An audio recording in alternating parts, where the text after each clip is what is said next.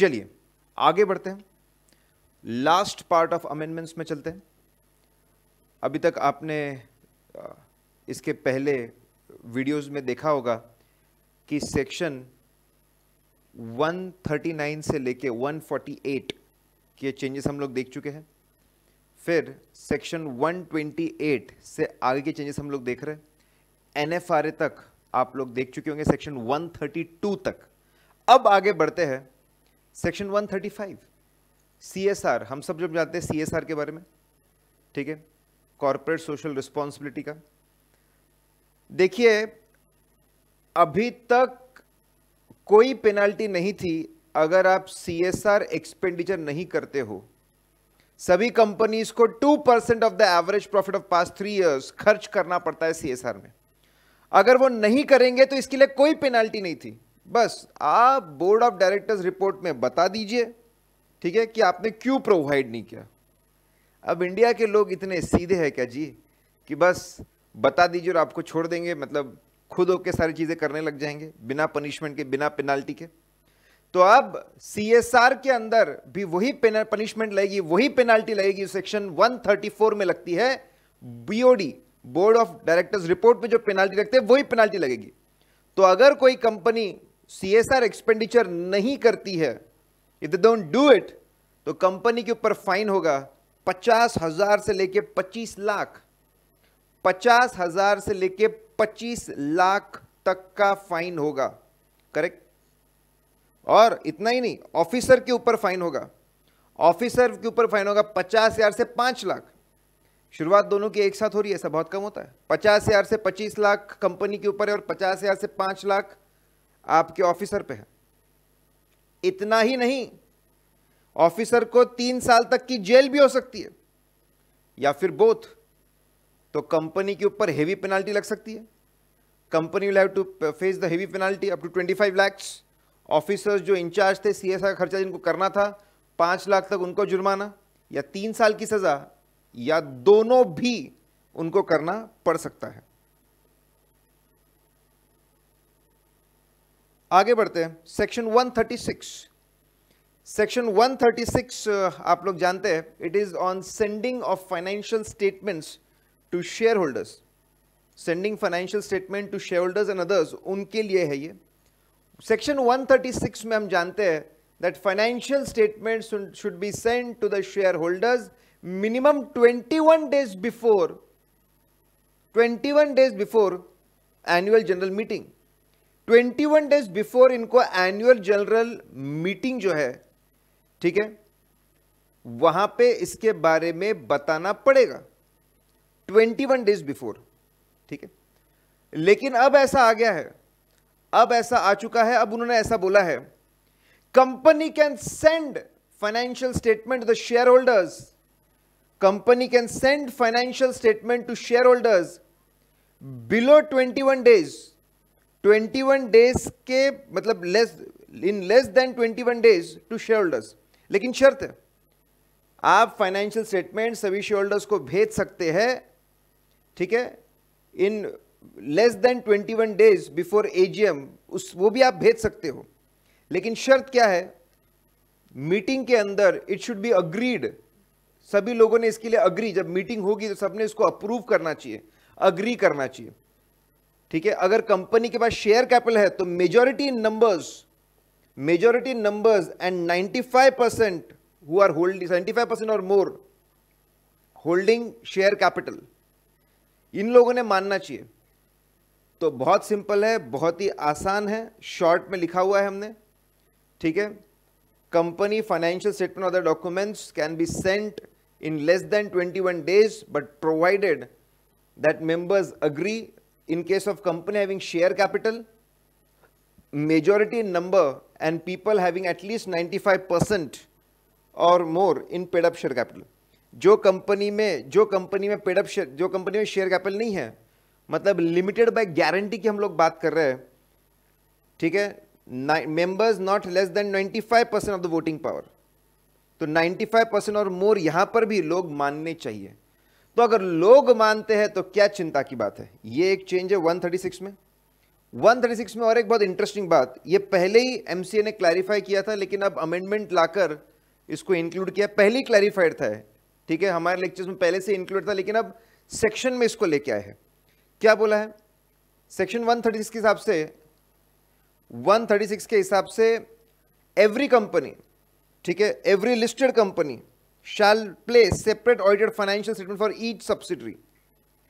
ठीक है, सभी लिस्टेड कंपनी को अपने वेबसाइट में हर सब्सिडरी के सेपरेट फाइनेंशियल स्टेटमेंट्स रखने पड़ेंगे।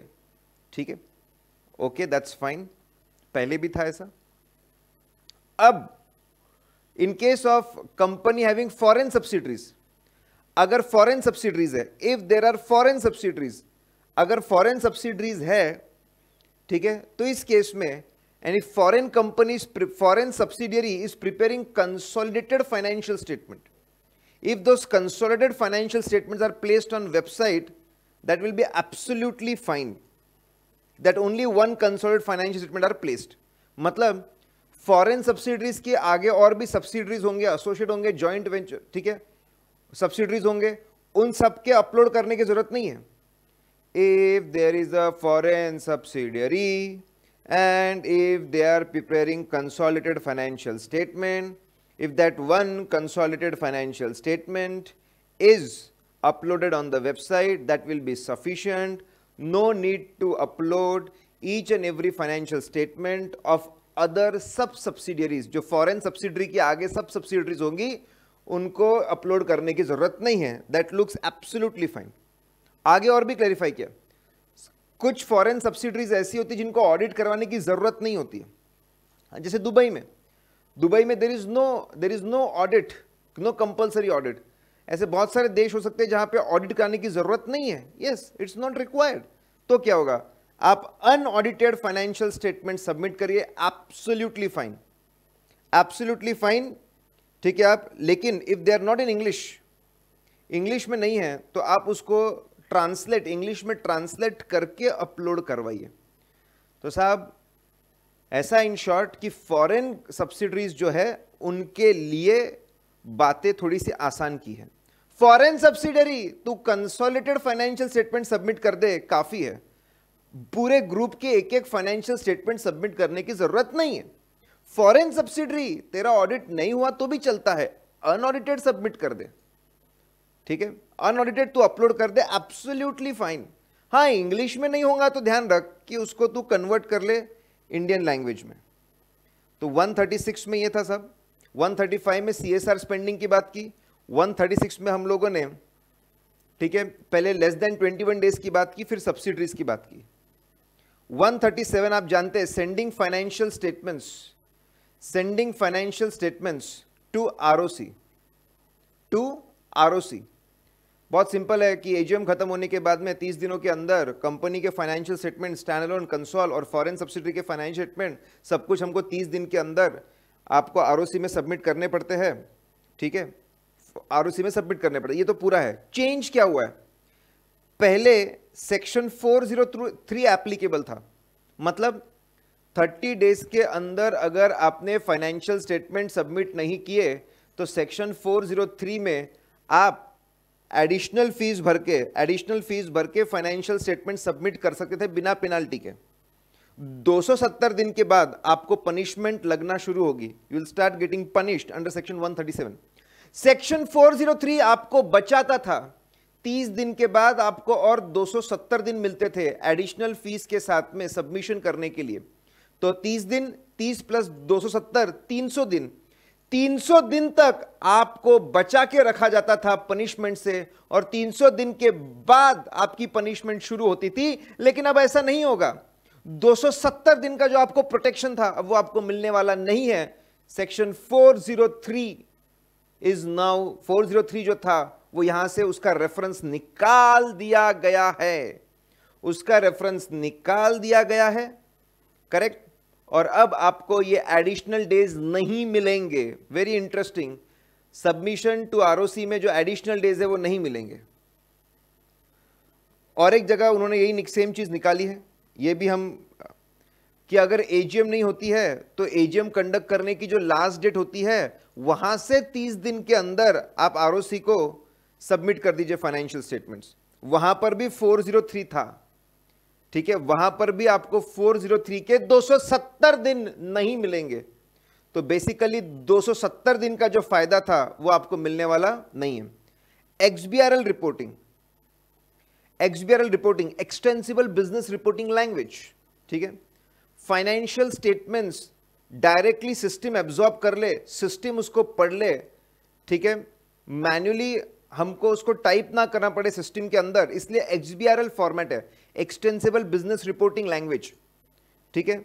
जैसे हमारे पहले फोन नंबर था, फोन नंबर पहले हम नाम और नंबर भेजते थे, फिर सामने वाला उसको पढ़ता था और अपने फोन डायरेक्टरी में उसको सेव करता था।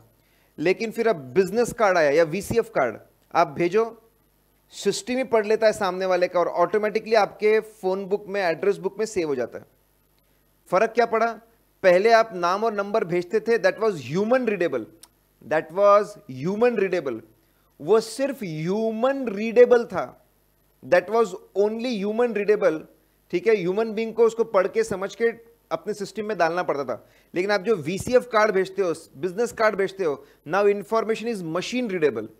वैसे फाइनेंशियल स्टेटमेंट पीडीएफ फॉर्म में इज ओनली ह्यूमन रीडेबल, सबको पढ़ना पड़ेगा, एनालाइज करना पड़ेगा, डेटा निकाल के खुद के सिस्टम में डालना पड़ेगा। एक्सबीआरएल में क्या होता है? Now the financial data, financial statement will become machine readable, software उसको पढ़ सकते हैं, ठीक है। एक्सबीआरएल किस किस को एप्लीकेबल है, समय समय पे वो बताते रहते हैं। अभी उन्होंने बताया XBRL will be applicable to all the listed companies, सभी लिस्टेड कंपनी को, लिस्टेड कंपनी की सब्सिडरीज को, सभी लिस्टेड कंपनी को, उनके सब्सिडरीज को, all companies who are suppose to prepare financial statement as per Ind AS. Listed companies बड़ी companies हो गई, लिस्टेड कंपनी की सब्सिडरीज हो गई, फिर जितने लोगों को इंडियस के हिसाब से फाइनेंशियल स्टेटमेंट बनाना है वो भी इसमें कवर हो गए। जिनका paid up share capital 5 crore और अबव, 177 की लिमिट हमेशा बेस्ट है, 10 करोड़ थी, उसका आधा किया है, 5 करोड़ और अबव, एंड टर्नओवर 100 करोड़ और अबव, टर्नओवर की लिमिट सेम रखी है 177 वाली। Are you getting this point? तो बहुत सिंपल है साहब, लिस्टेड कंपनी को, लिस्टेड कंपनी के बाद में उसकी सब्सिडरीज को उसके साथ ही आ गया, और इंडियस वाली कंपनीज को, या फिर पेड अप कैपिटल 5 करोड़ वाले और टर्नओवर 100 करोड़ और अबव वालों को। लेकिन ठीक है, banking companies, NBFCs, housing finance company, insurance को नहीं लगेगा। बैंक्स और एनबीएफसीज, हाउसिंग फाइनेंस, सब फाइनेंस वाले काम है, और इंश्योरेंस वालों को नहीं लगेगा क्योंकि इनका फॉर्मेट ही अलग है। अभी जो एमसीए के पास पे एक्सबीआरएल सिस्टम है वो शेड्यूल 3 बेस्ड है, इट इज शेड्यूल 3 बेस्ड, इनके लिए सुटेबल नहीं हो फॉर्मेट, ठीक है। और इसके पहले के अनाउंसमेंट, इसके पहले के रूल्स में, ठीक है, जिनको एक्सबीआरएल एक बार लग गया वो हमेशा, ठीक है, once applicable it will be applicable for rest of the. ये बहुत इंटरेस्टिंग है, एक बार एप्लीकेबल हो गया एक्सबीआरएल तो हर बार आपको इसको फाइल करना पड़ेगा, इररिस्पेक्टिव ऑफ रूल्स में आप कवर होते हो कि नहीं होते हो, उससे फर्क नहीं पड़ेगा साहब। That's very interesting and very important. Foreign subsidies, अगर यहीं पे फॉरेन सब्सिडरी का ऑडिट नहीं होता तो सेम चीज, फॉरेन सब्सिडरी का ऑडिट नहीं होता है तो कोई बात नहीं, अनऑडिटेड फाइनेंशियल स्टेटमेंट्स आप आरओसी में सबमिट कर दो। हाँ, इंग्लिश में नहीं होंगे तो उसको आप इंग्लिश में आप कन्वर्ट कर लीजिए। Foreign not required to get financial statement audited as per foreign law, then no need to submit audited financial statement, submit unaudited financial statement and declaration to the effect. अगर किसी और language में होगा तो English में, जैसे website पे था, वेबसाइट के लिए भी सेम चीज थी कि वेबसाइट पे अनऑडिटेड है तो अनऑडिटेड डाल दो, सिर्फ इंग्लिश में कन्वर्ट कर दो। आरओसी के लिए भी सेम है, अनऑडिटेड तो अनऑडिटेड सही, सिर्फ आप इंग्लिश में उसको कन्वर्ट कर दो, ठीक है। अब कुछ miscellaneous changes, some miscellaneous changes.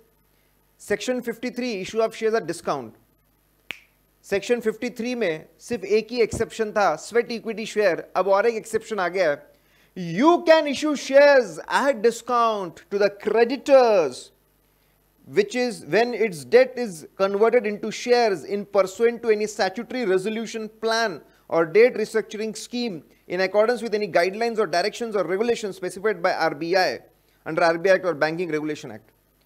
अगर कोई company can issue shares to the creditors, ठीक है, if its debt is converted, तो जो कंपनियों ने लोन उठा के रखा है, बहुत भारी भरकम लोन उठा के रखा है, अब वो पे नहीं कर पा रहे, तो उनका लोन, देखिए उनके लोन के बदले शेयर्स इशू होते हैं। कंपनी के क्रेडिटर्स, अरे जिन्होंने लोन दिया वो भी क्रेडिटर्स है। Loan is a credit balance, है ना भाई, loan is a credit balance ना, तो वो भी क्रेडिटर्स होते हैं। तो कंपनी के बुक्स में जो क्रेडिटर्स है, जिन्होंने लोन देके रखा है, लेंडर्स है, उनको हम लोग शेयर इशू कर सकते हैं एट डिस्काउंट। यस, डिस्काउंट में हम लोग शेयर इशू कर सकते हैं। शर्त क्या है, ठीक है, शर्त क्या है? शर्त यह है कि ये जो इशू ऑफ शेयर्स हो रहा है, it should be as per the schemes और any arrangement which is as per RBI, provided ये जो कन्वर्जन हो रहा है ये आरबीआई के गाइडलाइंस और रेगुलेशंस के हिसाब से हो रहा है, वो जरूरी है। देन सेक्शन 54 में एक चेंज है, issue of shares, issue of sweat equity shares. पहले स्वेट इक्विटी शेयर्स अगर आपको इशू करना है तो 1 साल तक, कंपनी बनने के 1 साल तक आप स्वेट इक्विटी शेयर इशू नहीं कर सकते थे। Now that is removed. अब स्वेट इक्विटी शेयर्स आप स्वेट इक्विटी शेयर्स, ठीक है, स्वेट इक्विटी शेयर्स अब आप, ठीक है, इशू कर सकते हो even within 1 year from the date of incorporation. वो कंडीशन निकाल दिए। सेक्शन 188, एक आखिरी चीज उसके अंदर 188 में लिखा है कि जब रिलेटेड पार्टी ट्रांजैक्शंस का अप्रूवल होता है, कुछ रिलेटेड पार्टी ट्रांजैक्शंस को शेयर होल्डर अप्रूवल लगता है अगर लिमिट के ऊपर गए तो। अब शेयर होल्डर्स का अप्रूवल लगता है और उसमें ऐसा लिखा हुआ है कि जब रिलेटेड पार्टी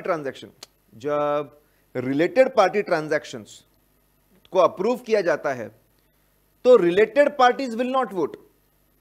जब शेयर होल्डर्स की मीटिंग में रिलेटेड पार्टी ट्रांजैक्शंस को अप्रूव किया जाता है, बड़े बड़े ट्रांजैक्शंस को अप्रूव करते हो, रिलेटेड पार्टी ने वोट नहीं करना चाहिए।